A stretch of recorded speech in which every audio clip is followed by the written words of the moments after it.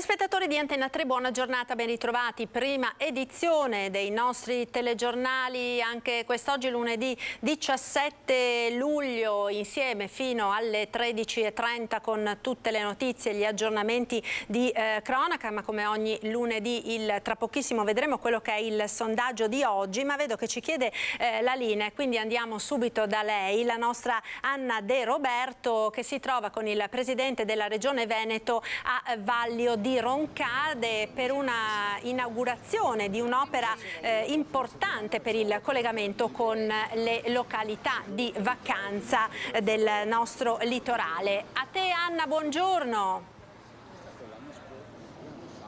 Sì, da Vaglio, Marta, buongiorno. Roncade, strada regionale 89 Treviso Mare, una rotonda direi realizzata in tempi record. Siamo qui con il presidente Luca Zaia, inaugurazione terminata e evidentemente è l'occasione per parlare della via del mare, questi 18 km e 6, e siamo veramente ai tempi strettissimi per poter iniziare il dialogo e affidare la concessionaria.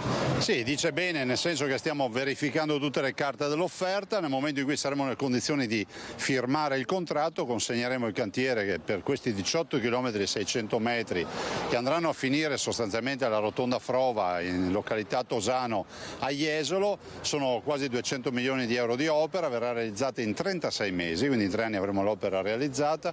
Un pedaggio di 2,40 euro per tutto il tratto per i veicoli leggeri e 4 euro per i pesanti, ma ricordiamoci i comuni residenti, cioè i residenti dei comuni attraversati non pagano nulla, avranno l'esenzione a vita rispetto a questa infrastruttura, e quindi sto parlando di Roncade, di Meolo, di Jesolo, di Raclea, di Cavallino Tre Porti, ma anche di Musile, di Piave, San Donà di Piave, e poi un'esenzione per 2 anni per Treviso, Silea e ovviamente San Biagio di Callalta e Monastir.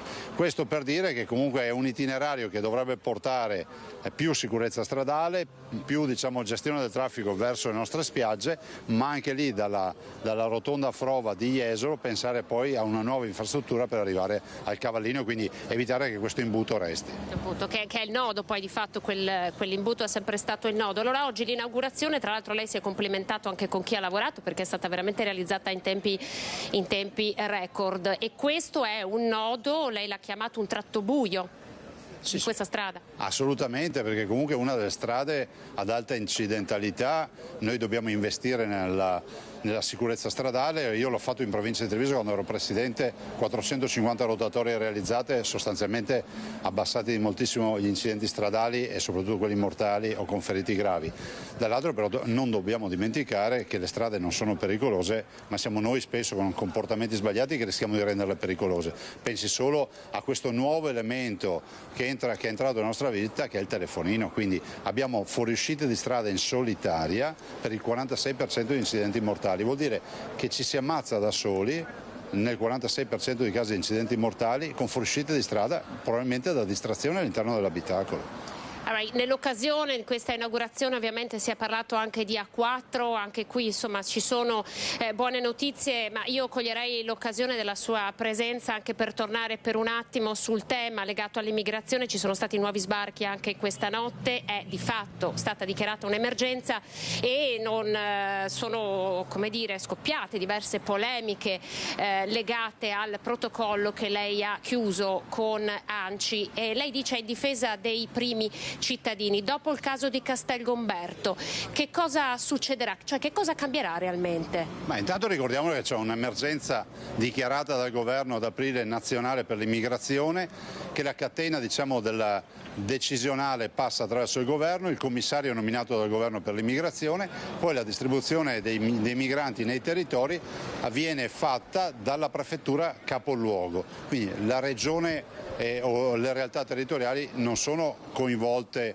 come qualcuno pensa, non siamo noi che portiamo gli immigrati, anzi se non ci fossero avremmo altro di cui occuparsi. Detto questo, la situazione è insostenibile e tutta l'Africa in Italia non ci può stare, quindi non possiamo pensare che l'accoglienza all'ennesima potenza risolve il problema, perché comunque stiamo dando anche un messaggio di totale facilità, perché nel momento in cui tu arrivi sulle coste italiane hai in parte risolto il tuo problema, o quantomeno la parte grossa del problema. Dall'altro voglio ricordare che su 100 migranti che arrivano, 40 si danno la fuga subito, i 60 che restano, metà non hanno titolo per avere il riconoscimento del status di profugo o di protezione, quindi fondamentalmente su 100, 60 non hanno titolo di venire qui. Però voglio dire una cosa, oggi ne abbiamo 7.800 già ospitati in Veneto. Cosa dice questo protocollo che è il primo livello nazionale concordato dal Ministero? Abbiamo chiesto di poter dar vita a una cabina di regia in maniera tale da non subire il processo ma di tentare di governarlo, visto e considerato che se ci arrivano qui qualcuno deve occuparsi di questo. Tanto è vero che questa cabina di regia prevede la presenza dell'ANCI, dell'Associazione Nazionale dei Comuni Italiani e della Regione. Tutto qua, il resto delle polemiche sono polemiche fatte ad arte per far casino. Quindi lei Stefani l'ha sentito? Sì, ma l'ho sentito e condivido la posizione su quello che è accaduto nei comuni del Vicentino, ma che non c'entra niente della Regione. Quello è un rapporto con le prefetture. Noi invece diciamo proprio perché i comuni non restino fuori da questo, non perché devono portarsi a casa migranti, ma perché non restino fuori da questo, non abbiano sorprese, questa cabina di regia a me sembra, secondo logica, che funzioni. Guardi, è un po' come con il Covid. Quando io decisi di chiudere Vo', di fare i tamponi a tutti, di chiudere il Carnevale di Venezia, eccetera, tutti gridavano allo scandalo, perché dicevano ma è una banalità, è una banale influenza. Dopodiché tutti con la paura chiusi in casa. Questa è la verità. Bisognerebbe anche cercare di guardare un po' più in là dalla punta del naso. Grazie, Prego. grazie al Presidente Luca Zaia. Allora noi qui, la vedete alle mie spalle, questa è la rotonda che è stata inaugurata, evidentemente alla presenza di ANAS, poi ci sono diversi sindaci, c'è anche l'assessore al turismo Federico Caner e l'assessore alle infrastrutture Elisa De Berti. Tanta soddisfazione ovviamente, e questa è una delle tante opere attese per il territorio della Marca Trevigiana per rendere più sicura la via del mare da Vaglio di Roncade. Allora io restituisco la linea. Grazie a Anna De Roberto con la collaborazione tecnica di Nicoletta Rizzetto per questo collegamento. Noi proseguiamo con la cronaca perché c'è stato un grave incidente aereo ieri in provincia di Verona. Il pilota di un velivolo ultraleggero è precipitato ed è morto a Ferrara di Montebaldo, un comune montano che si trova sul versante orientale appunto del Montebaldo. L'ultraleggero, lo vedete nelle immagini dei vigili del fuoco, per cause ancora da accertare ha perso quota ed è precipitato nella zona del Vaio dell'Orsa, un'area naturalistica frequentata da turisti e amanti del trekking. Sul luogo particolarmente impervio e che quindi è stato particolarmente difficile da raggiungere da parte dei soccorritori,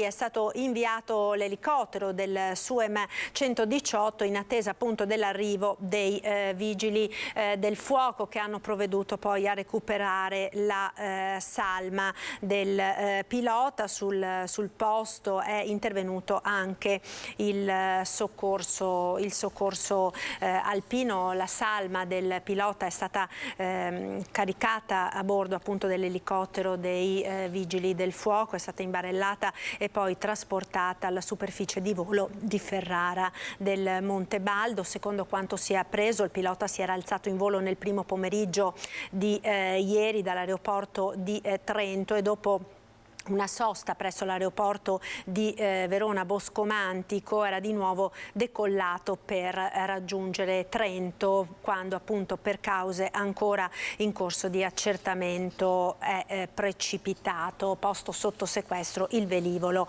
verrà recuperato nei prossimi giorni.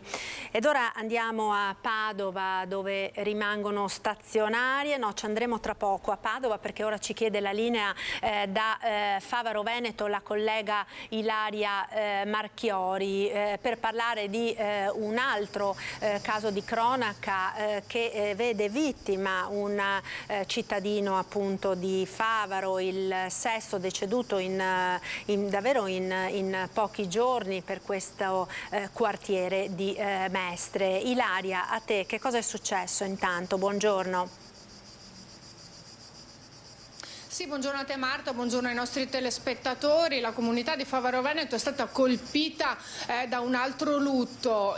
Davvero in una ventina di giorni sono state tantissime le vittime qui a Favaro Veneto. In primis, lo ricordiamo, circa una ventina di giorni fa, Cattelan, un altro escursionista che era precipitato durante una scalata su una parete da roccia. E adesso quest'altra vittima, è successo ieri, si tratta di Andrea Basso, 55 anni, di Favaro Veneto, la famiglia originaria di Cassolaro, che è stato colto da un malore mentre faceva jogging appunto nella località di Tonezza nel Vicentino. Qui insieme a me c'è il presidente della municipalità di Favaro Veneto, Marco Bellato. Marco, lei lo conosceva Andrea?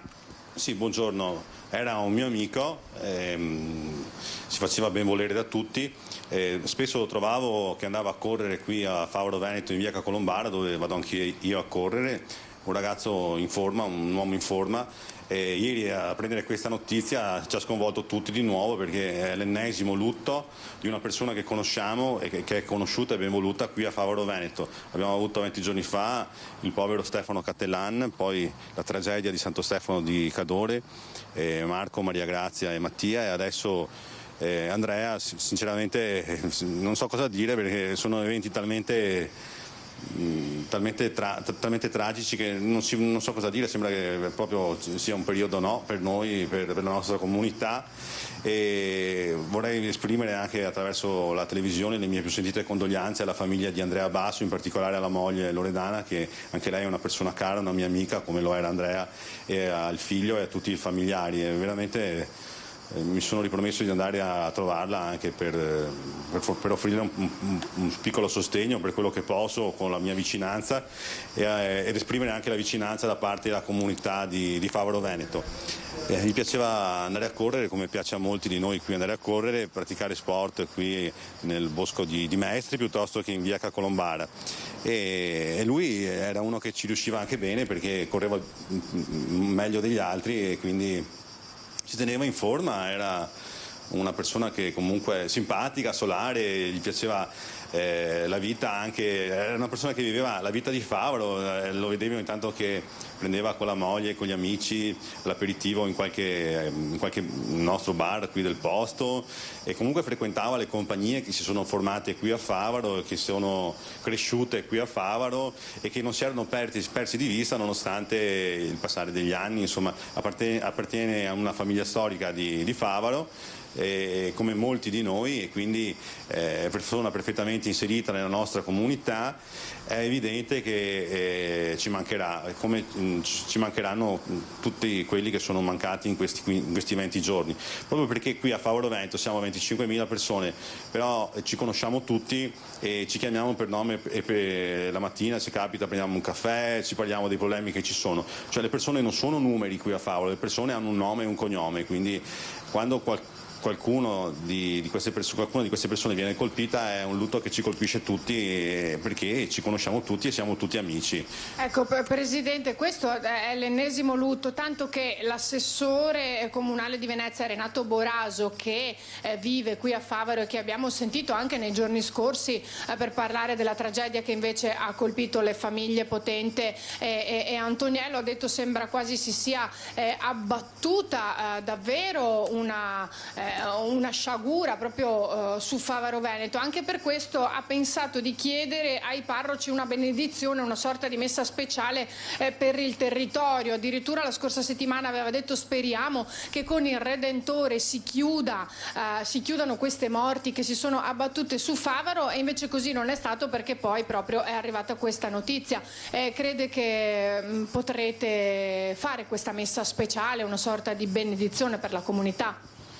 Ma allora, intanto sì, sicuramente possiamo chiedere ai parroci, che sono delle persone molto presenti sul territorio, di fare una messa, intanto per ricordare anche evidentemente tutte le vittime che ci sono state, ma anche per cercare un attimo di darci una parola di speranza e di fiducia con cui poter guardare al futuro, perché sinceramente sentire tutte queste notizie non è che l'animo sia sereno, anzi l'animo si rattrista e va giù. Quindi Dobbiamo cercare probabilmente, l'altro giorno Don Giuseppe ha detto che trovare un perché, non si trova un perché, anche nella morte di Andrea sinceramente non si trova un perché. Una persona in forma che viene colpita, dicono, da un infarto non è spiegabile, perché correva, faceva ginnastica e tutto, quindi speriamo che dai parroci ci venga una parola di conforto, una parola di speranza che ci possa far vedere con una certa positività verso il futuro e che ci possa comunque dare un po' di fiducia per andare avanti, altrimenti comincia a essere un po' difficile. Insomma, sembra, cioè, le persone oggi ci sono, domani non ci sono, è una cosa che diventa quasi inconcepibile, sono notizie che ti sconvolgono la vita, ti rattristano e ti colpiscono nell'animo fortemente, insomma, e quindi, cioè, già la tragedia intrinseca in sé della morte, che è una notizia triste, poi sentire che colpisce delle persone che conosci e con cui ci parlavi e via dicendo, un giorno ci parli, l'altro giorno non c'è più, sono cose che francamente sono anche difficili da concepire e difficili da spiegare, quindi se una parola di conforto viene dalla fede, dai parroci e sicuramente dalla comunità cattolica, speriamo che sia di buon auspicio. Insomma, è il momento veramente di chiedere aiuto a Dio e di cercare di trovare una ragione, una speranza, ripeto, per guardarci avanti, per cercare di continuare a vivere, perché insomma sono tragedie che sono abbastanza forti e colpiscono tutti, ripeto, e tutta la comunità, ecco. Grazie al Presidente Marco Bellato, qui da Favaro è tutto, restituisco la linea allo studio. Grazie a Ilaria Marchiori con il collega per la parte tecnica Sandro Ponchio per questo collegamento da Favaro Veneto. Noi ora andiamo a Belluno, abbiamo in collegamento telefonico la collega Tiziana Bolognani per una notizia che arriva da Cortina, dove è stata bloccata la storica funivia Faloria. Buongiorno Tiziana, a te. Buongiorno Marta. Sì, proprio così, un errore di valutazione, dice il presidente della società Faloria, Alessandro Menardi, lo stop imposto dall'ex Ustif alla funivia omonima, quella che fece da sfondo alle acrobazie di Sylvester Stallone nel film Cliffhanger. Con la revisione degli impianti scaduta, impossibile consentire la prosecuzione dell'attività della funivia per evidenti ragioni di sicurezza. Una tegola in piena stagione estiva, il blocco della funivia che la società sta temporaneamente cercando di risolvere con l'attivazione di un pullman dalla stazione di partenza della funivia fino a Rio Gere e poi da Rio Gere con un servizio jeep fino al rifugio Faloria che è aperto. La certificazione è scaduta il 23 giugno scorso, riguarda il controllo pluriennale dello scorrimento delle funi passanti. La società contava di procedere alla revisione entro l'anno solare, perciò aveva programmato l'intervento a ottobre anziché a maggio, come avrebbe dovuto essere. Da questa mattina il presidente Menardi si è perciò messo all'opera per cercare una ditta che possa eseguire l'intervento, ma dato il periodo estivo non è sicuramente un'impresa semplice. Ad ogni buon conto si ipotizza che lo stop alla funivia possa durare almeno 15 giorni, sempre che l'intervento si possa eseguire. Sullo sfondo però c'è anche l'ombra di possibili sanzioni amministrative, visto che alla scadenza la linea non avrebbe potuto effettuare i collegamenti verso il rifugio Faloria e le zone limitrofe, collegamenti che invece sono stati fatti fino alla giornata di sabato, quando è arrivato lo stop. Si vedrà. È tutto, Marta, ti restituisco la linea.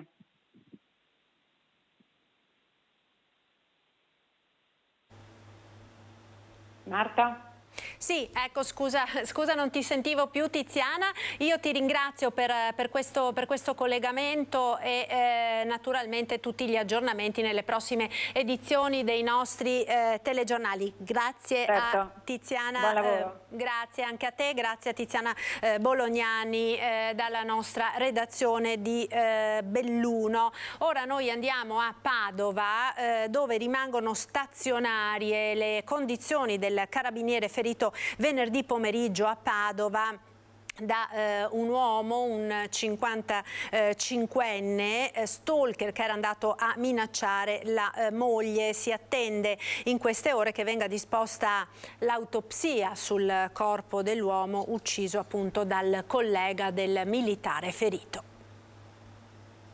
Dovrebbe essere disposta nei prossimi giorni, molto probabilmente già in giornata, l'autopsia sul corpo di Hagi Kollaku, il 55enne albanese rimasto ucciso venerdì pomeriggio in vicolo Castelfidardo a Padova dai colpi di pistola esplosi da un carabiniere per salvare la vita al collega che era appena stato investito dall'auto dello stalker che venerdì pomeriggio era tornato a tormentare l'ex moglie. Verrà sicuramente disposta anche una perizia ballistica per ricostruire tutte le fasi di quel pomeriggio di violenza esploso in un tranquillo quartiere della città. Da che punto ha sparato il militare, quanti colpi, le traiettorie, elementi chiave per il fascicolo di indagine aperto dal pubblico ministero Marco Brusegan.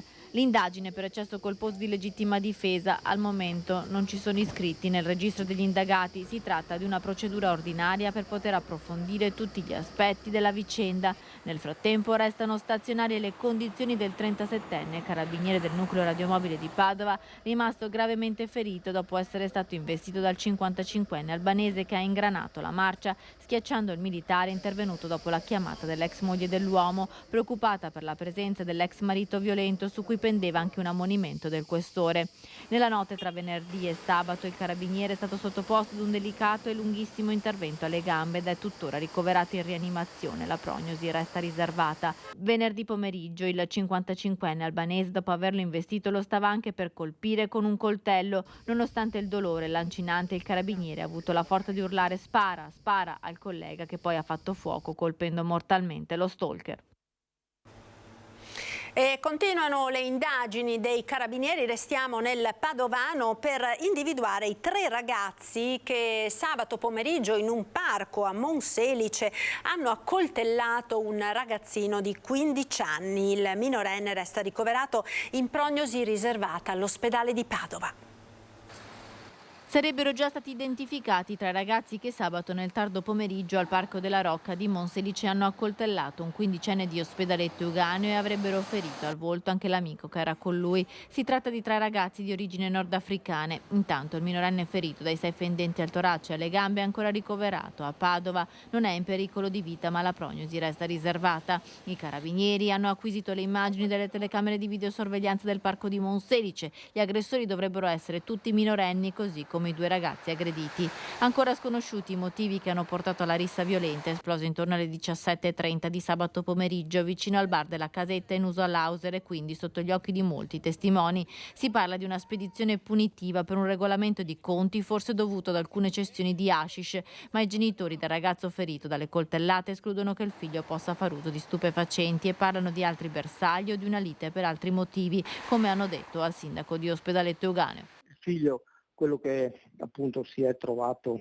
in questa situazione, mi ha detto non fuma, non beve, non ci sono mai stati motivi per cui mi dovessi preoccupare e ha detto non so come mai si è trovato in questa situazione che non avrei mai immaginato perché non c'erano motivi particolari.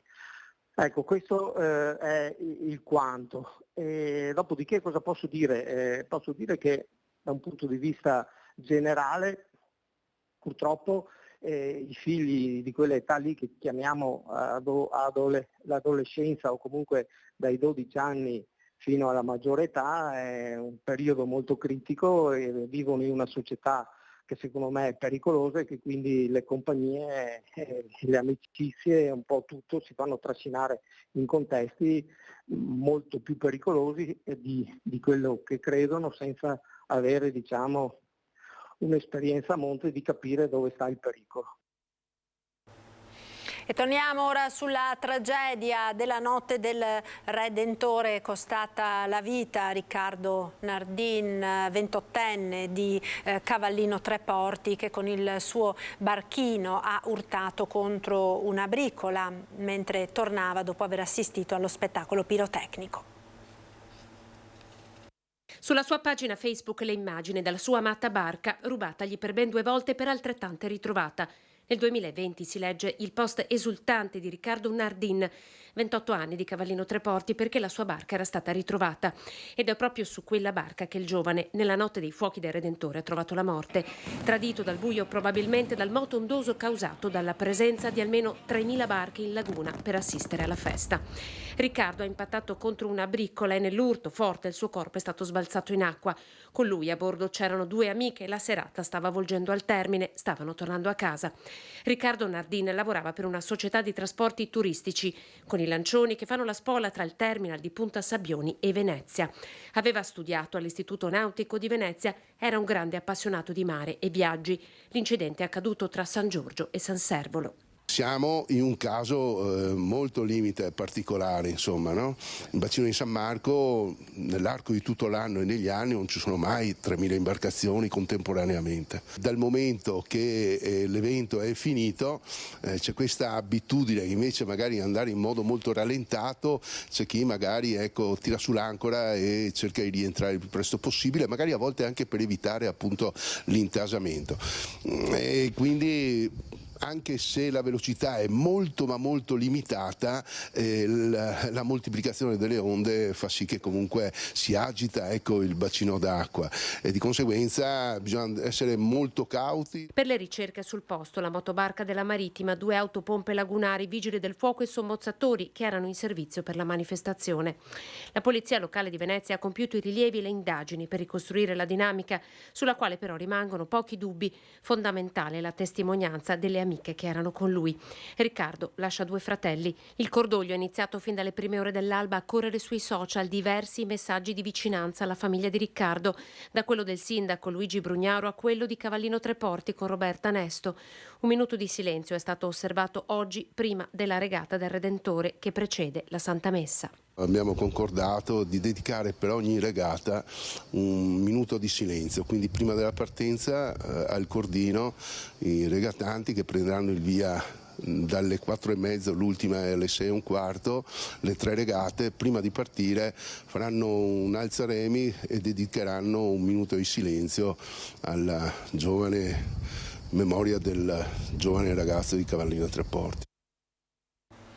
E c'è stato anche un altro incidente nautico ieri all'alba a Venezia, c'è stato uno scontro tra 2 imbarcazioni nel bacino della stazione marittima di Venezia, 3 persone in acqua fortunatamente salvate, recuperate dai vigili del fuoco che appunto sono accorsi con il nucleo sommozzatori, recuperando le 3 persone finite in acqua, non hanno riportato fortunatamente ferite. Dicevamo, sul posto è intervenuta anche la Polizia di Stato e la Capitaneria di Porto.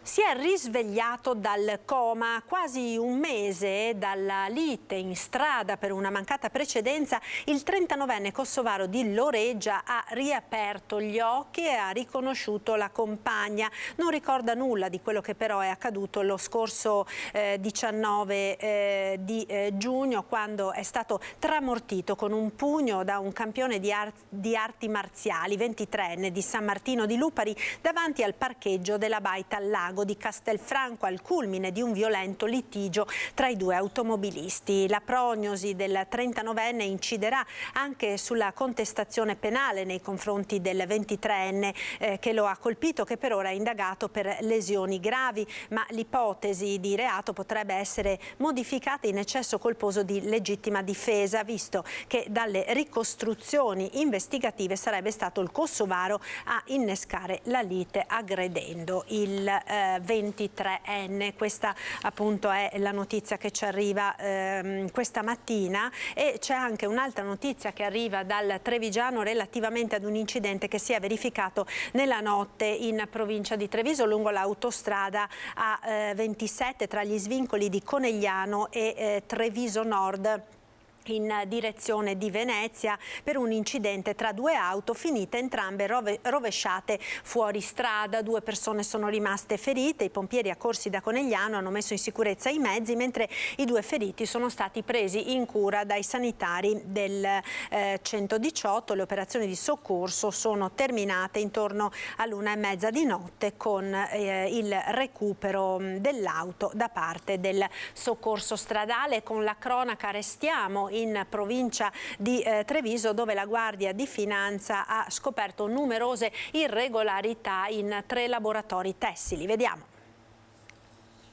2 laboratori tessili sono stati sequestrati dalla Guardia di Finanza di Treviso dopo 3 ispezioni condotte con i Vigili del Fuoco, lo Spisal, l'Ispettorato del Lavoro e l'ARPAV. Le aziende, gestite da cittadini stranieri, si trovano nei comuni di Caerano, San Marco e Nervesa della Battaglia. I finanzieri del gruppo Treviso e della tenenza di Montebelluna hanno adottato i provvedimenti d'urgenza successivamente convalidati dal GIP del Tribunale. Gli amministratori delle 2 imprese che operavano sulla base di commesse di imprese locali sono stati denunciati dalla Procura di Treviso a vario titolo per violazione delle norme antincendio e contro gli infortuni sui luoghi di lavoro ed irregolarità in materia urbanistica. Tra le violazioni riscontrate la mancanza di indicazioni sulle vie di fuga, assenza di luci di sicurezza, estintori portatili e i relativi cartelli, oltre all'impraticabilità delle vie di fuga e alla mancata formazione del personale addetto all'antincendio. È emerso che uno dei 2 laboratori, in assenza di autorizzazioni, era stato di fatto realizzato al piano terra di un'abitazione residenziale. Il titolare di un terzo laboratorio ha smaltito per mesi gli scarti di lavorazione derivanti dalla realizzazione di circa 75.000 capi d'abbigliamento, bruciandoli sul retro dello stabile anziché conferirli secondo legge, motivo per cui è stato denunciato per il reato di combustione illecita di rifiuti. Le 3 ditte, con un fatturato anno di circa 150.000 euro e da 2 a 5 dipendenti, anch'essi di nazionalità straniera, hanno pendenze tributarie per circa 850.000 euro dal 2013 a oggi. Ed ora vediamo il nostro sondaggio di oggi, è quello relativo al tema del quale abbiamo parlato anche in apertura di telegiornale con il collegamento con il governatore del Veneto Luca Zaia, quello dell'accoglienza diffusa per i migranti e delle numerose polemiche che si stanno sollevando nella nostra regione dopo quanto accaduto la scorsa settimana a Vicenza. Ecco dunque che vi chiediamo di esprimere la vostra opinione su questo tema. Accoglienza diffusa per i migranti è la strada giusta? Se per voi la risposta è sì, fate una chiamata con uno squillo gratuito allo 0422 162 6691. Se per voi la risposta è no, 0422 162 6690. Questo dunque il sondaggio. Come sempre l'esito verrà reso noto questa sera nel corso di Ring, in onda a partire dalle 21:15. Noi ora ci fermiamo per qualche istante di pubblicità, linea alla regia, ci rivediamo tra poco.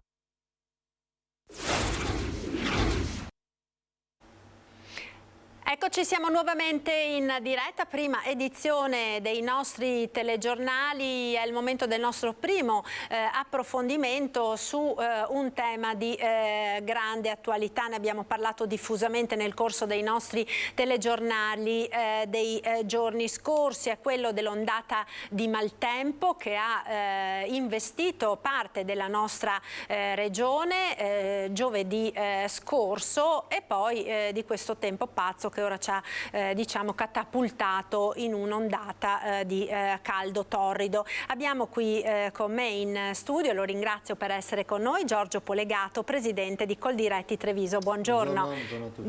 Grazie per essere con noi. Allora cominciamo innanzitutto dal maltempo, andiamo un po' diciamo in ordine cronologico. Questa ondata che ha investito in una notte gran parte della nostra regione ha provocato numerosi danni. Siete già in grado di quantificare l'ammontare? I danni ci sono, però quantificarli è ancora prematuro. Diciamo che l'area è piuttosto vasta, anche per quello è difficile riuscire a quantificarli in pochi giorni. È partita dal Vicentino e è stata trasversale, colpendo appunto sia la provincia di Treviso a sud della provincia e anche poi nel Veneziano. La cosa che ha fatto più danni sicuramente è stato il vento, questo vento molto forte che ha battuto anche i vigneti, oltre che sradicare alberi, anche alberi molto secolari.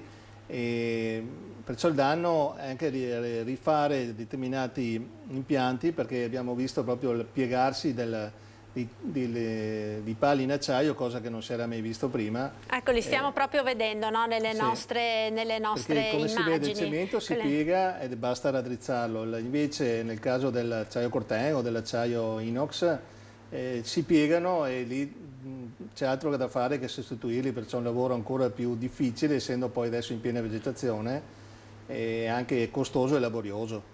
Ecco, vediamo proprio, no, come viene effettuata questa operazione, come dire, di sollevamento, di rialzo dei vigneti abbattuti. La pianta ne risente comunque? Ma diciamo che è chiaro che dal punto di vista dello stress rimane abbastanza colpita, però se non c'è grandine, diciamo che si può recuperare gran parte del raccolto. E nel caso specifico, ripeto, quando sono pali di cemento si riesce a recuperare quasi tutto, vanno chiaramente rimpiantati, ma è un lavoro certosino e impegnativo. Come abbiamo visto invece nel caso in cui ci siano pali in acciaio, lì la situazione è piuttosto impegnativa e costosa, chiaramente, e anche laboriosa. Ecco, peraltro appunto lei diceva è una fascia, come dire, molto ampia, no? Che è stata spazzata proprio da questo vento La grandine ha fortissimo. colpito principalmente la zona di Santa Lucia, la zona di Mareno, Ponte della Priula, mentre il vento chiaramente quello è stato trasversale. Dove ha colpito la grandine credo ci siano danni che vanno ben oltre anche il 70-80%, casi dove effettivamente si è perso quasi tutto il raccolto. È veramente un peccato perché quest'anno l'annata si prospetta ottima in tutti i sensi, qualitativamente ma anche quantitativamente, perciò perdere un raccolto così a un mese della vendemmia è chiaro che fa ancora più male.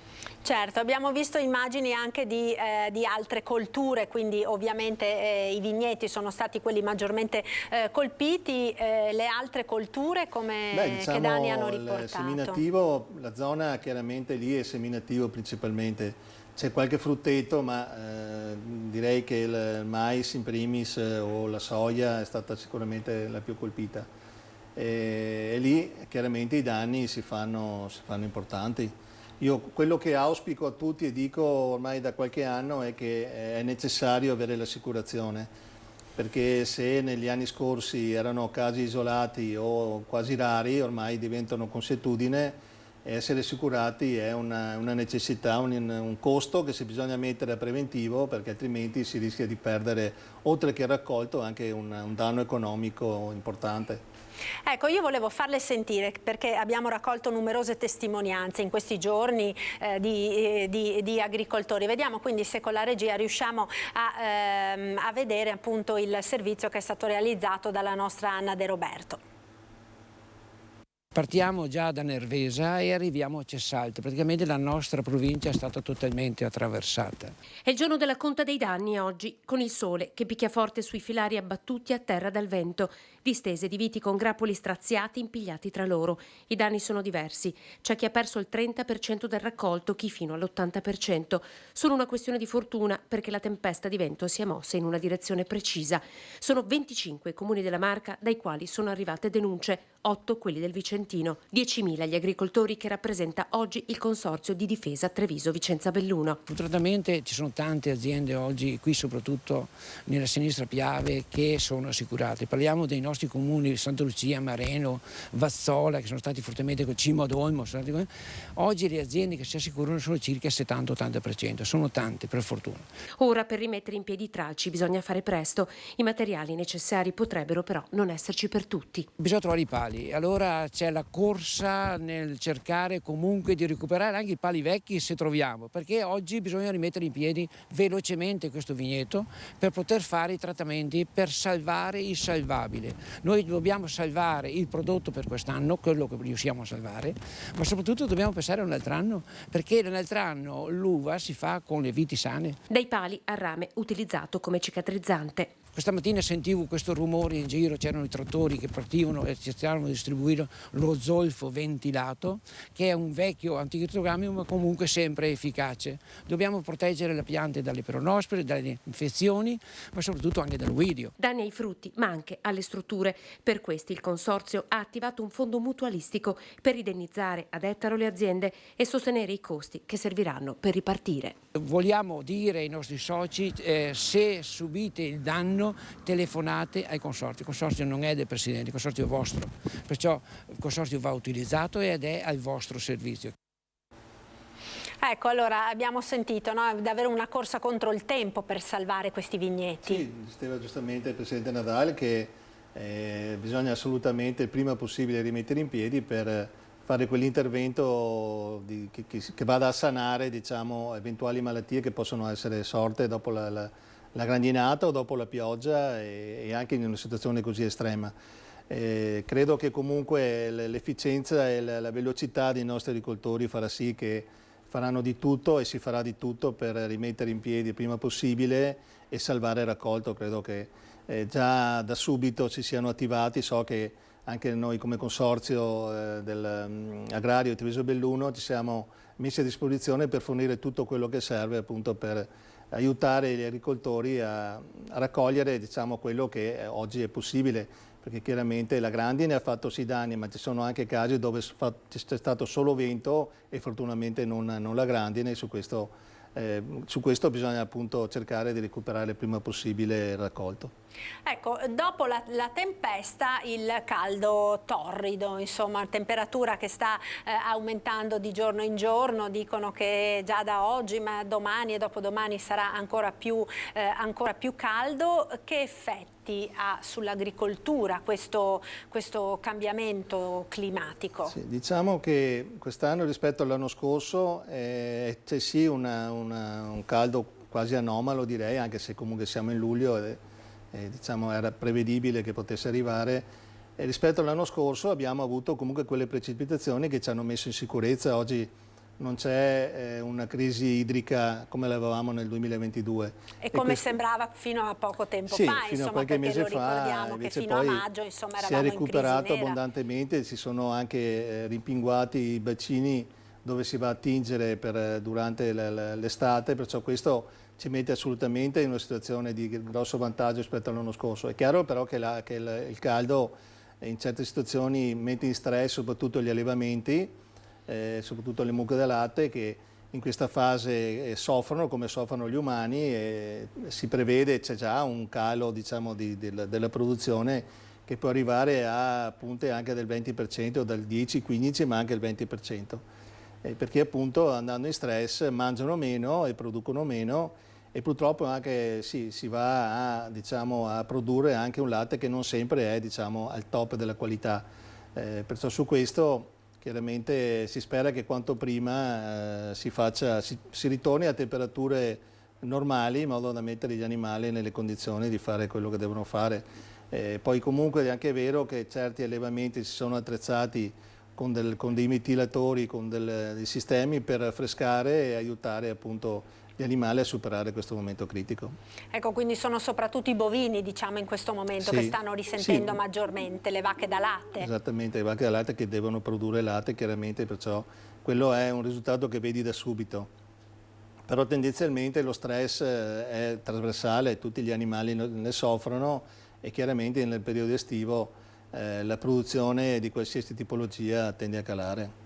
Certo, allora questa, diciamo, è la situazione per quanto riguarda il caldo. Credo che la interrompo un attimo, ma andiamo ad affrontare un tema che poi si collega e vi interessa anche direttamente come agricoltori, che è quello dell'immigrazione, perché dovremo avere in collegamento la collega Luisa Bertini. C'è Luisa? No, non c'è ancora, allora dovremo vederla tra poco, perché sappiamo, no, Polegato, che è un tema particolarmente caldo in queste settimane, e viene, come dire, a coinvolgere un po' tutte quelle che sono le categorie produttive, al di là di quello che è il dibattito politico e la polemica politica. Sappiamo che l'agricoltura è uno dei settori che occupa maggiormente lavoratori stranieri, moltissimi sono stagionali, altri invece sono proprio stabili nel nostro territorio. Dal vostro punto di vista, diciamo, com'è e come deve essere gestita la situazione?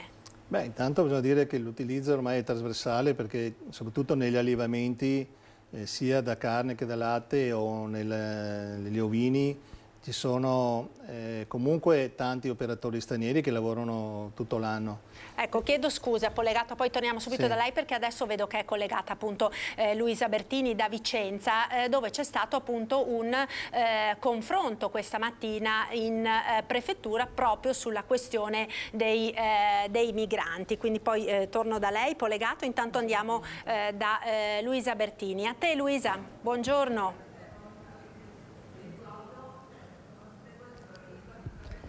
Sì, buongiorno a voi, buongiorno ai nostri telespettatori. Siamo in compagnia del sindaco di Sovizio e del sindaco di Altavilla Vicentina, che la scorsa settimana sono stati tra diciamo, i protagonisti di quello che ha balzato alle cronache come il caso Vicenza, in quanto hanno accolto i profughi che, come ricorderete, sono stati abbandonati davanti ai loro comuni. Oggi un incontro con il prefetto si è appena concluso, noi siamo qui in prefettura. Ecco, che cosa è emerso da questo incontro in prefettura e che cosa vi è stato chiesto come sindaci?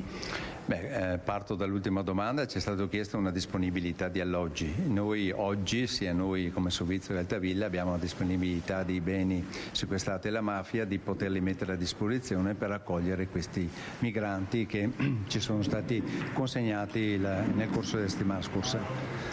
Ecco, da adesso in poi cosa succederà ai migranti che avete in carico? Di fatto vi è stato definito un periodo di tempo? I tempi non sono stati fissati, abbiamo ricevuto un accordo che è il CAS sostanzialmente da sottoscrivere, dove ci sarà un soggetto attuatore, normalmente una cooperativa, che si prenderà cura e carico della gestione dei migranti.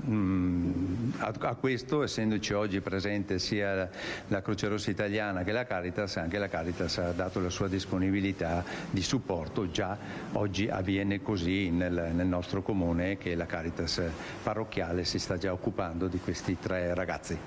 Ecco, a voi è stato detto che arriveranno altri profughi, diciamo, sono state chiarite anche queste modalità, diciamo, alquanto particolari in cui vi sono state consegnati, succederà ancora? Arrivano in media 20 migranti o profughi al giorno in provincia di Vicenza e il prefetto ha comunque assicurato di dover contare nella collaborazione dei sindaci. Nessuno dei presenti ha detto di esimersi da ciò. Tuttavia, ecco, va riconosciuto che anche la prefettura ha un preavviso brevissimo e purtroppo non governa la questione logistica, cioè il trasporto. Quindi una delle cose che più ha colpito la nostra sensibilità è stato il fatto che siano stati abbandonati, come si dice, senza essere consegnati, proprio li abbiamo trovati davanti al municipio. Ecco, si parla di accoglienza diffusa. Oggi avete parlato anche del protocollo annunciato da Zaia, è stato questo anche il tema di discussione? Innanzitutto il protocollo che ci è stato presentato è il protocollo CAS, che comunque fa chiarezza sui rapporti fra prefettura, comuni e anche sulle responsabilità relative. Il protocollo Zaia-ANCI in realtà è ancora, secondo noi, non formalizzato. In ogni caso di questo non si è parlato. Riguarderà prevalentemente, penso, le modalità di accoglienza, ovvero l'accoglienza diffusa rispetto alla concentrazione in hub di grandi dimensioni. Personalmente, ma anche il collega, siamo d'accordo nel definire queste modalità migliori per il territorio, in quanto evitano i guai molto importanti che le concentrazioni di migranti hanno generato in passato. Ecco, io ringrazio i sindaci e restituisco a voi la linea allo studio. Grazie a Luisa Bertini con i suoi 2 ospiti e la collaborazione tecnica di Cristian Roccellende appunto per questo collegamento. Noi torniamo in studio, qui con me c'è Giorgio Polegato, presidente della Coldiretti di Treviso, per continuare a parlare di migranti, perché da un lato c'è questo aspetto, diciamo, che coinvolge ovviamente le amministrazioni locali, dall'altra c'è tutto il mondo produttivo veneto. Nei giorni scorsi abbiamo sentito anche altre categorie produttive che sono alle prese con una grossa carenza di manodopera e chiedono quindi nuovi ingressi. L'agricoltura è sicuramente uno di questi. Sì, no? Fra l'altro poi è anche un momento ideale per poter fare assunzioni in vista anche della vendemmia, che è il momento dove c'è maggior bisogno di manodopera. È chiaro che comunque ci devono essere le condizioni per farlo, ci devono essere persone adatte a fare questo lavoro e mettere nelle condizioni le aziende e poi di poterle assumere. Questo è qualcosa che si deve fare in tempi veloci, perché ripeto, fra un mese e mezzo inizia la vendemmia e perciò dobbiamo essere nelle condizioni di farla. Ben vengano queste opportunità, perché comunque il numero dei stranieri che era stato assegnato alla provincia di Treviso e a tutto il Veneto era inferiore a quello che erano le esigenze di manodopera, perciò se c'è questa opportunità è da cogliere, ma ci devono essere le condizioni per poterlo fare. Ecco, ha qualche numero anche per quanto riguarda la provincia di Treviso? Quanti ne sono assegnati e quanti ne servirebbero nel vostro settore, nel settore dell'agricoltura? Allora nel settore dell'agricoltura sono stati assegnati quest'anno nel Veneto, mi pare, 8-9 mila operatori, che sono circa la metà di quello che c'era bisogno. Perciò, ripeto, ben vengano questi lavoratori che ci possono aiutare, possono essere utili, si rendono utili e si creano anche la possibilità di imparare un mestiere, però, ripeto, bisogna creare le condizioni con i voucher in primis a poterli assumere e farli diventare operativi a tutti gli effetti.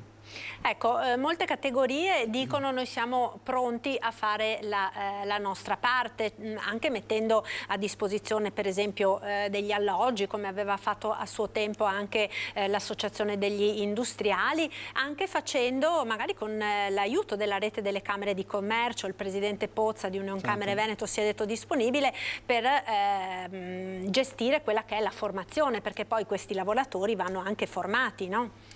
Sì, allora finché si parla di vendemmia diciamo che è relativamente facile imparare e possono integrarsi da subito, ma se poi gli vogliamo dare un'opportunità per diventare degli operatori agricoli a tutti gli effetti, le aziende hanno tutto l'interesse di farlo perché manca effettivamente manodopera e perciò poi è tutto anche interesse delle aziende trovargli l'ubicazione in azienda o nelle zone limitrofe e poi chiaramente formarli e farli imparare un mestiere. Però è chiaro, ripeto, che ci devono essere le condizioni per farlo in tempi veloci, perché se pariamo il treno della vendemmia è chiaro che buona parte di quei lavoratori verrebbero meno, perché poi sì, è che è vero che si faranno le potature, si faranno comunque tutti i lavori autunnali, invernali, ma già inserirli per la vendemmia sarebbe già un grosso vantaggio. Ecco, abbiamo visto prima passare anche delle immagini del radicchio, è chiaro si va in prospettiva nell'autunno-inverno, ma anche quello per esempio nella provincia di Treviso è un settore che tira tantissimo. Rosso di Treviso, in buona parte vanno fatti manualmente i lavori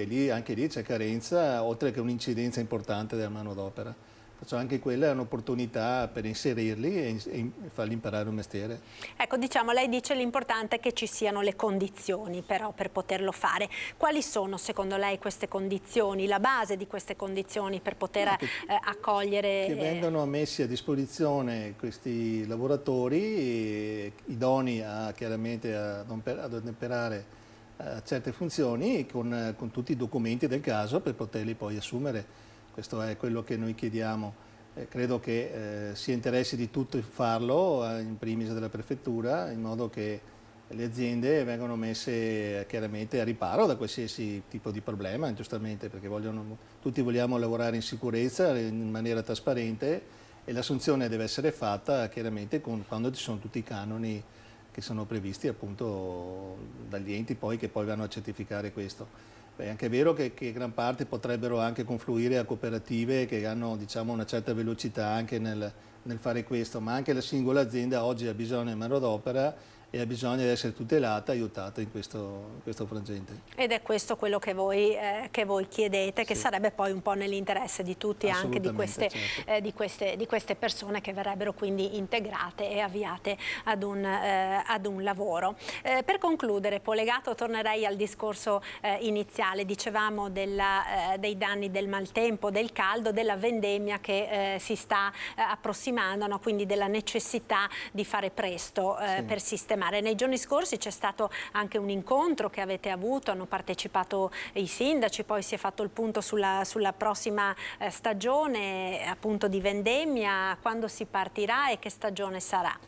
Ma intanto per quanto riguarda i tempi siamo in linea con i tempi dell'anno scorso, tempi anche ideali di raccolta, perché credo che il colpo secco andremo sicuramente dopo la metà 10-15 di settembre. Vuol dire anche superare il caldo di agosto e delle prime settimane di settembre, che aiuta sicuramente sia gli operatori ma anche per quanto riguarda la qualità del prodotto finale. Come dicevo, la raccolta si prospetta molto buona in termini di qualità, perché le uve sono sane, sono state fatte tutto quello che era necessario. Le piogge hanno sicuramente aiutato le piante a creare vigoria e creare anche quantità di prodotto che mancava da qualche anno. Credo che ci siano tutte le condizioni per far sì che la vendemmia del 2023 venga ricordata per una vendemmia di qualità. Ci si aspetta tutti appunto che le cose continuino così fino a metà settembre, che non ci siano altre situazioni critiche, ma dobbiamo dire che rispetto all'anno scorso, che effettivamente i problemi di siccità erano molto più sentiti, speriamo che le cose siano finite lì e che si possa pensare positivamente a una vendemmia, come è nelle previsioni, assolutamente ottima. Bene, io la ringrazio allora per essere stato con noi, grazie a Giorgio Polegato, presidente della Coldiretti di Treviso. Noi ora ci fermiamo per qualche istante di pubblicità. Ci rivediamo tra poco, restate con noi.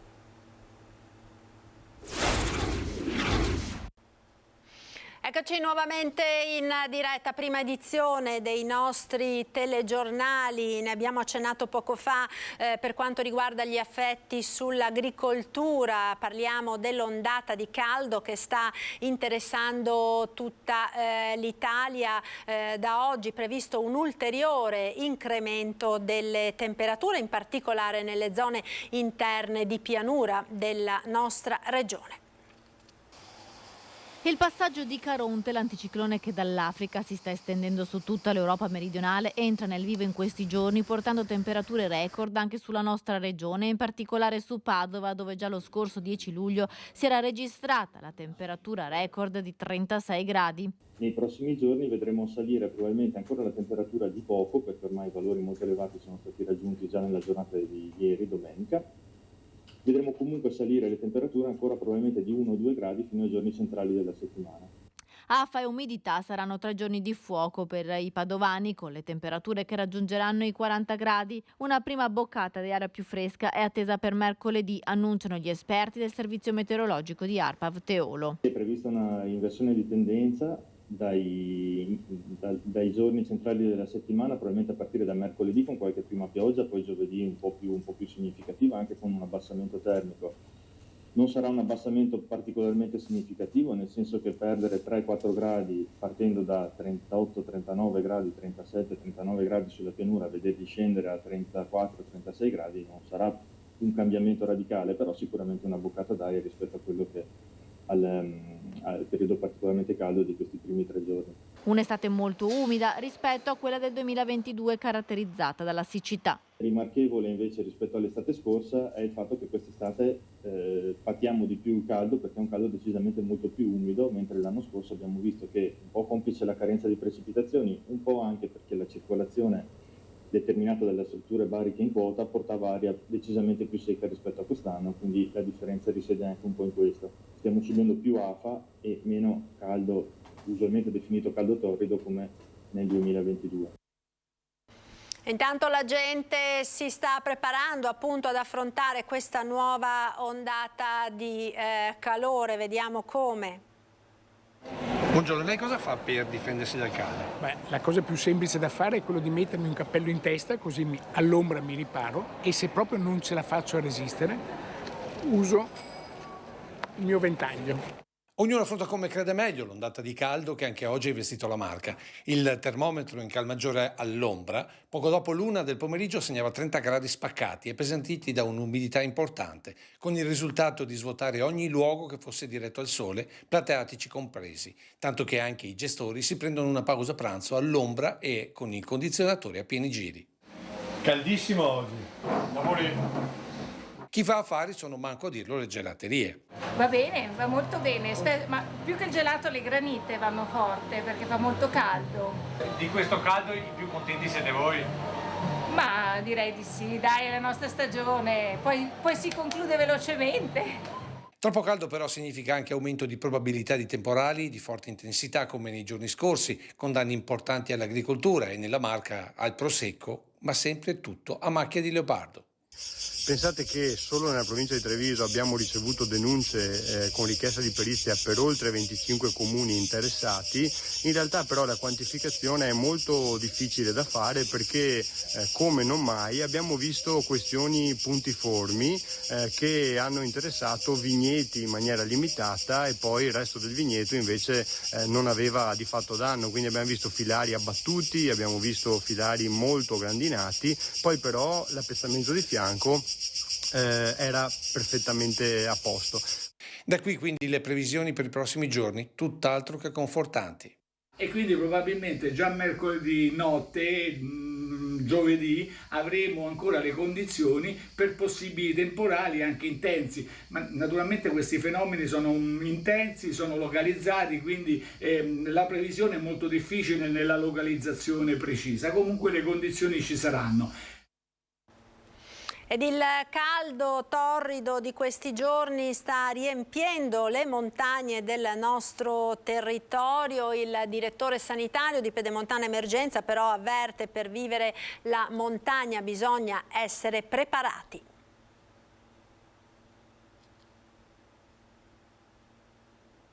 La montagna è piena di imprevisti, il tempo può cambiare molto rapidamente, anche se è previsto bel tempo, può arrivare il temporale magari di breve durata, ma magari con la grandine. Conoscere la montagna, fondamentale quando si decide di avventurarsi in passeggiata. Non è una questione di quota, troppo spesso, come conferma il direttore sanitario del servizio Pedemontana Emergenza, già direttore del SUEM di Pieve del Grappa. Sono chiamati a soccorrere turisti che affrontano le montagne in zoccoli e ciabatte, fermati dalla caduta di massi o incapaci per stanchezza di proseguire. È capitato parecchie volte anche quest'estate, si avventura e poi si ferma, non ce la fa più, chiede aiuto pur non avendo nessuna patologia.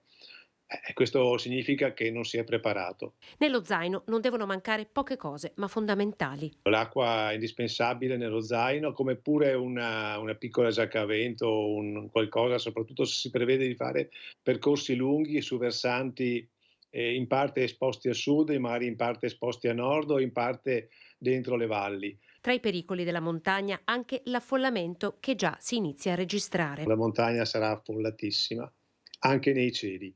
E anche qualche giorno fa c'è stato un incidente da volo libero in cui due ragazzi stranieri, per evitare lo scontro tra loro a pochi metri da terra, hanno fatto delle manovre un po' azzardate e uno si è fatto male, anche discretamente. Questo perché siamo in tanti che frequentano la montagna, soprattutto adesso che viene caldo. L'appello alla preparazione segue quello rivolto ai giovani. Il servizio, che eroga corsi di primo soccorso, cerca volontari.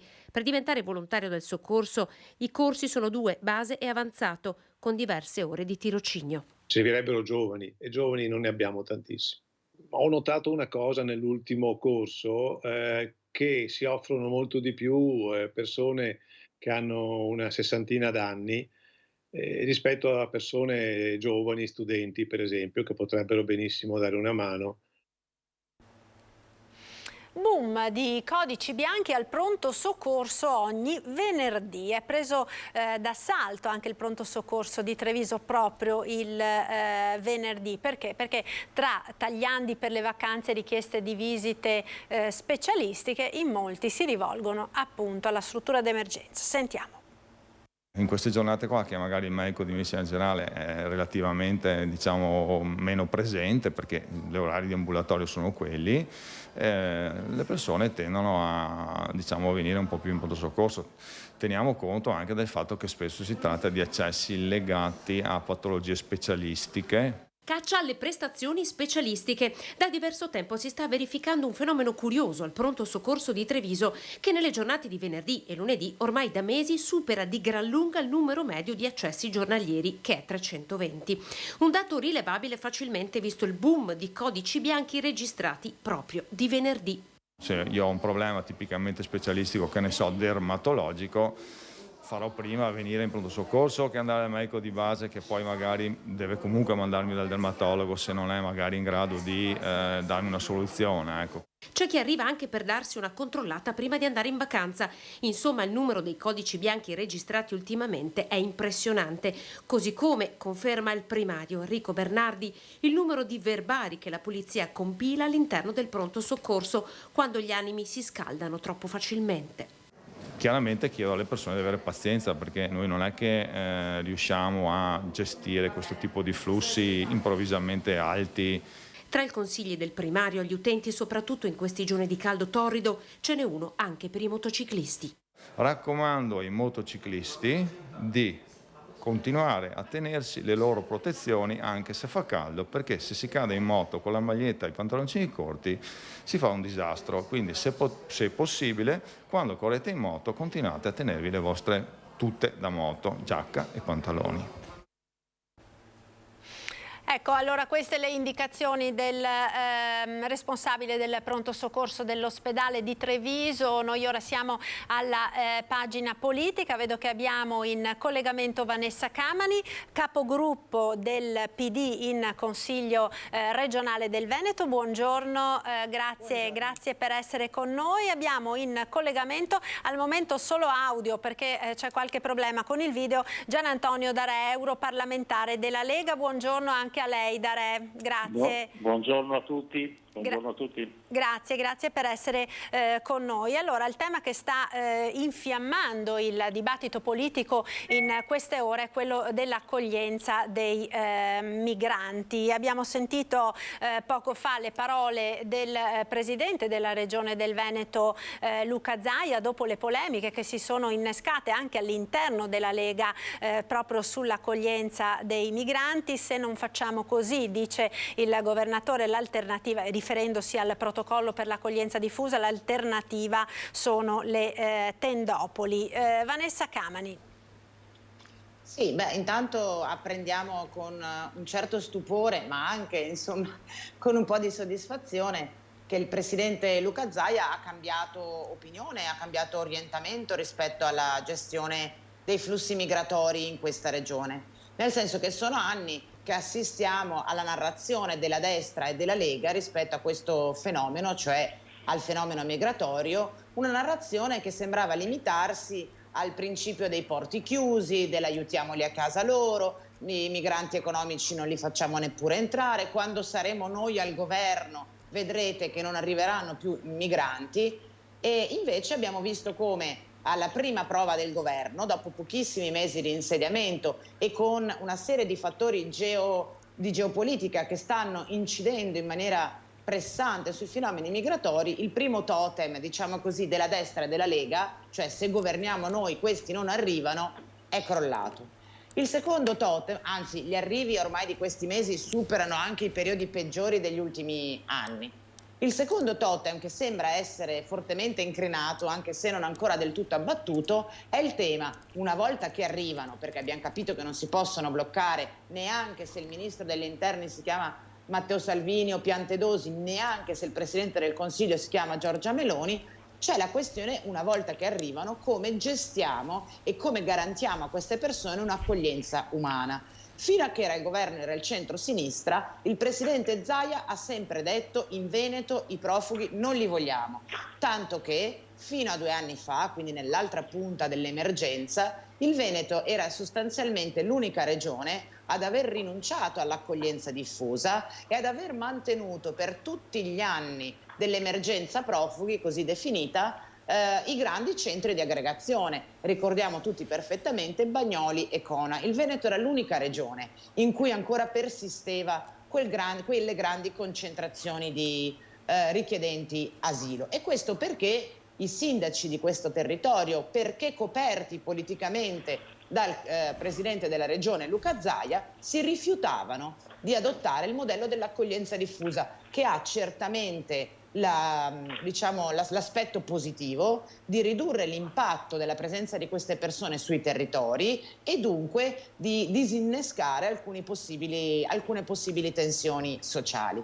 Ora che invece al governo c'è il centrodestra ed è il ministro degli interni in quota Lega a mandare i migranti a bussare alle porte dei municipi, dei comuni amministrati dal centrodestra e dalla Lega, Zaia si è reso conto che l'unica alternativa per evitare appunto condizioni disumane per queste persone, ma anche contesti di pericolosità sociale come sono stati grandi concentramenti, l'unica possibilità è l'accoglienza diffusa. Peccato che nel frattempo Salvini da ministro dell'interno prima e poi il governo Meloni, penso ad esempio al decreto Cutro, hanno progressivamente indebolito il sistema di accoglienza territoriale, cancellando lo SPRAR, cioè lo strumento attraverso cui i sindaci potevano offrire io sono qua non sono qua per ascoltare il suo comizio, perché allora altrimenti vi saluto. può cambiare canale, Io fino a che mi fanno ancora di solito la parola la dà la giornalista. Mi risulta che lei sia un europarlamentare e non un giornalista, quindi quando farà il giornalista mi darà o mi toglierà la parola. Finché è europarlamentare farà il suo mestiere. Grazie, finisco. Aspetto che me lo dia lei. No, io allora finisca Cavani, poi sentiamo da Re. Grazie. Dicevo, hanno indebolito il sistema SPRAR, che è l'unico strumento a disposizione dei sindaci, hanno ridotto le risorse per i comuni per l'accoglienza diffusa e hanno investito proprio sul modello dei grandi concentramenti di persone. Noi pensiamo che i tempi siano maturi per affrontare il problema in maniera diversa. Mi chiedo, e questa è la domanda che rivolgo al collega Darè, ma la Lega sta sulla posizione che Zaia e anche il presidente Anci Conte hanno espresso, o sta sulla posizione del deputato, nonché segretario regionale, nonché il ministro dell'interno, nonché del governo Meloni, e cioè grandi concentramenti? Forse è il caso, per una volta, che in questa regione, anziché essere governata dal caos, ci sia un'indicazione chiara. Dove vuole andare il Veneto? Perché il protocollo è sparito, sentiamo Darè su questo. Beh, ringrazio, intanto non sono suo collega per fortuna e grazie del comizio. Guardi, l'idea di Luca Zaia è un'idea, non è l'idea della Lega, perché la Lega a Roma non ha cambiato assolutamente la posizione, che è quella di prima, è quella di adesso e anche quella di domani. Questa è una posizione di Luca Zaia che nulla ha a che vedere con i comuni e con l'accoglienza, perché sta tutto in carico ai sindaci. E quindi noi non abbiamo cambiato quell'idea. Se poi Zaia ha cambiato idea, se li porti a Palazzo Balbi. Ah, però interessante. No, interessante, perché siccome qua le linee lei sta facendo le linee, no, perché il PD, noi non li vogliamo, punto. Se Zaia li vuole, se li porta a casa sua, ma non può prendere la decisione su un comune come quello di Vittorio Veneto, in cui sono ancora in maggioranza e già ne abbiamo, perché sono arrivati il tempore con il governo, con il nostro governo, e bastano e avanzano. E allora se adesso il governo, che con il governo Meloni, intanto il ministro non è il ministro Salvini, perché il ministro Salvini ha chiesto di fare il ministro dell'interno e gli ha detto di no. È una scelta politica della Meloni di avere un altro presidente, un altro ministro dell'interno, e quindi adesso queste sono le situazioni. La Meloni aveva detto a suo tempo useremo la Marina militare, infatti la sta usando per andarli a prendere, perché questi sono i dati. Però la Lega non ha cambiato idea. Se qualcuno della Lega ha cambiato idea è una sua idea personale. Pronto? Darè, mi sente? Sì, ecco, no, volevo dirle, ma lei come giudica dunque questo protocollo che era stato annunciato una settimana fa, martedì scorso, al quale hanno lavorato appunto la Regione del Veneto e l'Anci Veneto assieme anche alla Caritas e altre associazioni? Lei lo ha visto? Non l'ha visto nessuno, credo, perché poi è sparito. Appunto. Allora i pensieri non ci interessano, vogliamo vedere una carta scritta, no? E soprattutto le firme sotto di chi accetta e chi fa questo protocollo e propone. Non lo abbiamo visto. Ecco, quindi diciamo... Nessuno lo ha visto, e allora di cosa stiamo parlando? Secondo lei, Darè, dunque, quale modello di accoglienza deve essere adottato? Perché proprio poco fa abbiamo sentito in diretta Zaia che diceva l'alternativa sono le tendopoli. Il modello è il respingimento. Non possiamo accettare l'Africa. Attenzione, sono 800.000 pronti a venire di qua. Cosa facciamo? 800.000 ne portiamo, dove li mettiamo? perché è troppo comodo dire sì, li prendiamo e facciamo una distribuzione diffusa. Dove li mettiamo? Perché poi bisognerebbe anche inserirli nel tessuto lavorativo. Quando abbiamo un calo, quando abbiamo, non lo dico io, ma c'è un calo anche del PIL e anche del lavoro.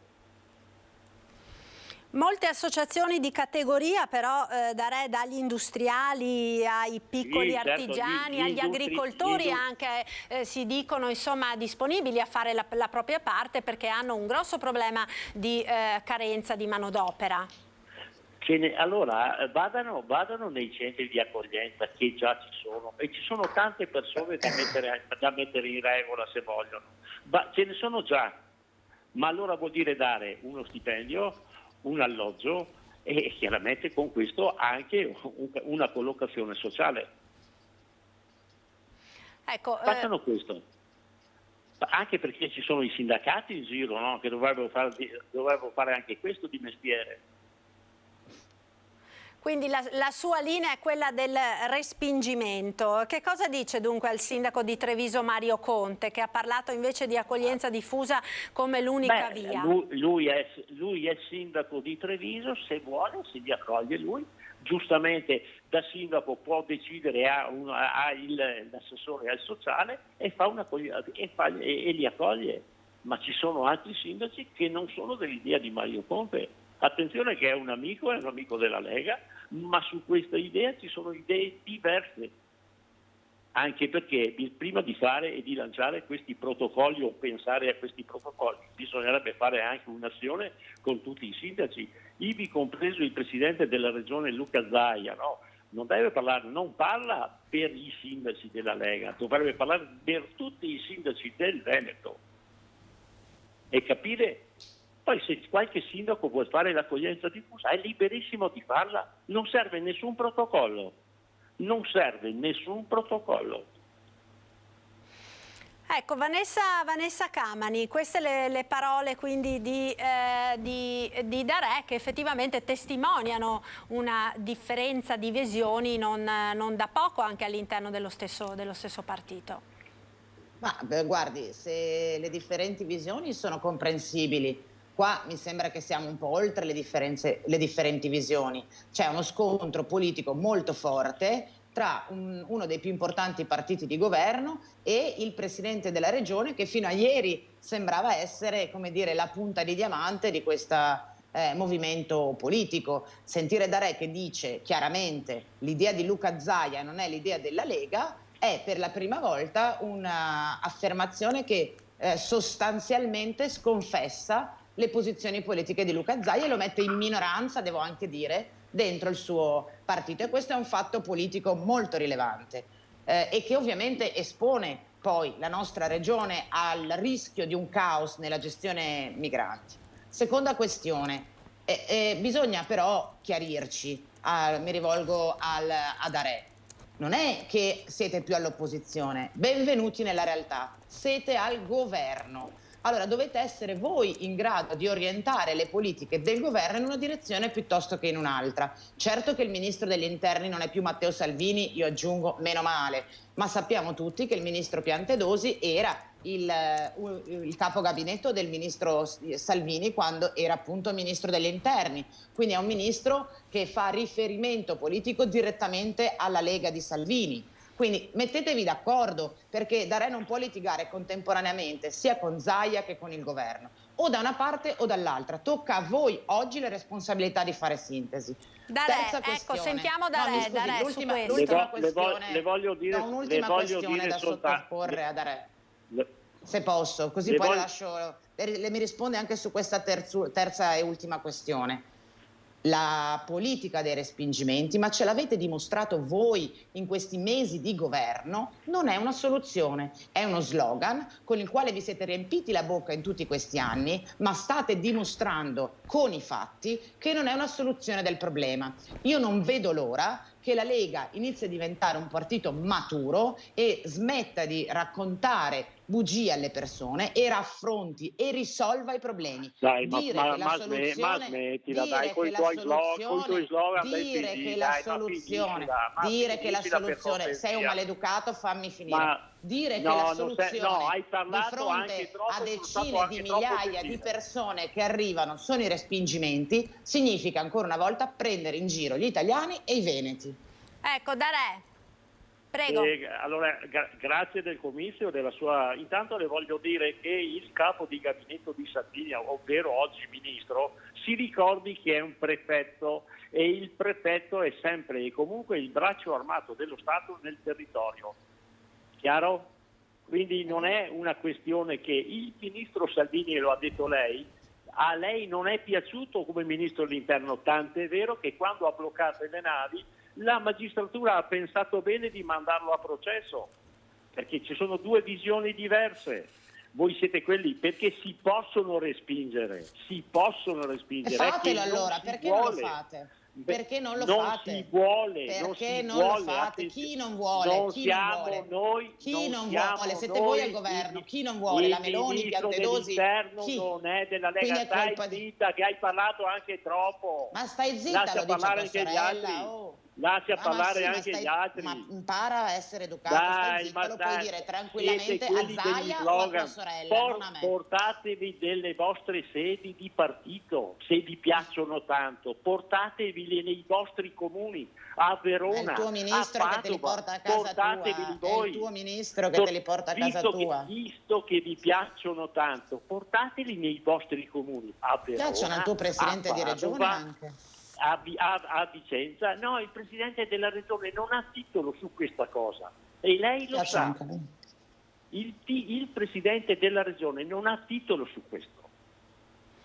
Ecco, e ce allora, l'avrebbe il governo il titolo, il tempo purtroppo io vi devo salutare perché abbiamo terminato il tempo a nostra disposizione. Mi dispiace che di Darè non abbiamo potuto avere il video per questo problema. Insomma, abbiamo sentito la voce, ma le parole che ha detto sono molto chiare. Insomma, grazie a Vanessa Camani, capogruppo del Partito Democratico in Consiglio regionale, grazie a Gianantonio Darè, eurodeputato della Lega, accoglienza dei migranti, della quale torneremo a parlare anche questa sera nel corso di Ring. Vi ricordo il tema del nostro sondaggio appunto di oggi: accoglienza diffusa per i migranti è la strada giusta? Lo vedete in sovraimpressione con i numeri da chiamare per esprimere la vostra opinione. Io ora vi lascio alle previsioni del tempo con il nostro meteo, poi vi ricordo l'appuntamento con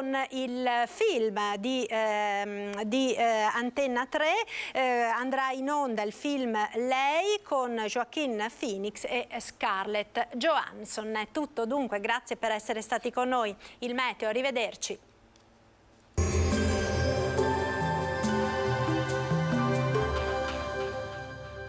Di Dominio SRL offre a imprese e privati consulenze nel recupero immobili pignorati, risanamento dei debiti e riorganizzazione aziendale. Chiamaci per un appuntamento gratuito.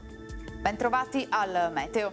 L'anticiclone si fa più intenso, l'ondata di calore potrebbe avere caratteristiche di eccezionalità con possibili valori record nel corso della settimana. Vediamo insieme il dettaglio. Sul Veneto la giornata di lunedì 17 luglio sarà tipicamente estiva con tanto sole e cielo limpido.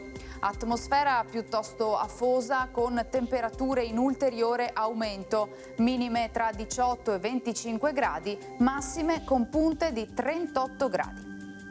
Ci spostiamo ora sul Friuli Venezia Giulia. Anche in questo caso cielo in genere sereno, poco nuvoloso nel pomeriggio in montagna. Temperature minime tra 20 e 23 gradi, massime sui 34-35 gradi. Infine ci spostiamo sul Trentino Alto Adige, dove si prevede tempo soleggiato e cielo sgombro da nubi. Temperature minime intorno ai 19-22 gradi, massime sui 35 all'incirca. Dal meteo di Antenna 3 è tutto, arrivederci al prossimo aggiornamento.